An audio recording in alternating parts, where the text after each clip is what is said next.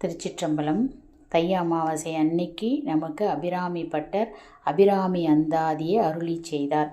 ஒரு நாள் அமாவாசை அன்னைக்கு தை அமாவாசையை உட்காந்து மனசார அபிராமி அம்மாவை திருக்கடையூரில் உட்காந்து தியானம் பண்ணிகிட்டு இருக்கும்போது இன்றைக்கி என்ன திதி அப்படின்னு கேட்கும்போது அமாவாசையை பௌர்ணமின்னு சொல்லிட்டாரு. அங்கே இருக்கவங்கெல்லாம் சிரித்தாங்க.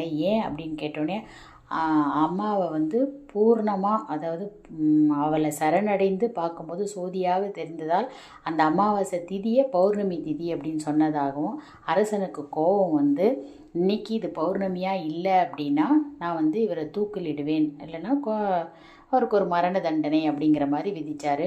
உடனே அபிராமி பட்டர் அம்மையை நினச்சி பாடினதும் அபிராமி அது பாடிட்டு இருக்கும்போது 65வது பாடல்லேருந்து 70வது பாடலுக்குள்ளார அமாவாசை பௌர்ணமியாக மாறியது. அதாவது பூர்ணச்சந்திரனாக நமக்கு காட்சி கொடுத்தது. எப்படி அப்படின்னா, அபிராமி அம்மை தன்னுடைய காதில் இருக்கும் ஒரு குண்டலத்தை கழற்றி வீசி எறிந்ததாகவும் அது பூர்ணச்சந்திரனாக இருந்ததாகவும் வரலாறு சொல்லுது. அதனால் தை அமாவாசை அவ்வளவு புனிதமான நாள். அன்று அபிராமி அந்தாதியை பாராயணம் செய்யணும். அது மட்டுமல்லாமல் உத்தராயண காலத்தில் வரும் முதல் அமாவாசை இந்த தை அமாவாசை.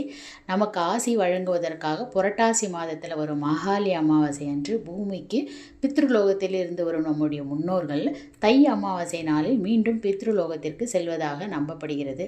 அது மட்டுமல்லாமல் ராமேஸ்வரத்தில் ராமநாத சுவாமி அம்பாளுடன் அக்னி தீர்த்தத்துக்கு எழுந்தருளி தை அமாவாசை அன்று புனித நீராடுவர். அதனால் நம்மளுடைய கர்மங்கள் நீங்க அமாவாசை நாளில் புனித நீராட வேண்டும் என்பது ஐதீகம். தை அமாவாசை அன்று திருக்கடையூரில் அபிராமி அந்தாதி பாடிய அந்த நாளில் இந்த உற்சவம் வெகு விமர்சையாக இன்றளவும் நடைபெற்று வருகிறது.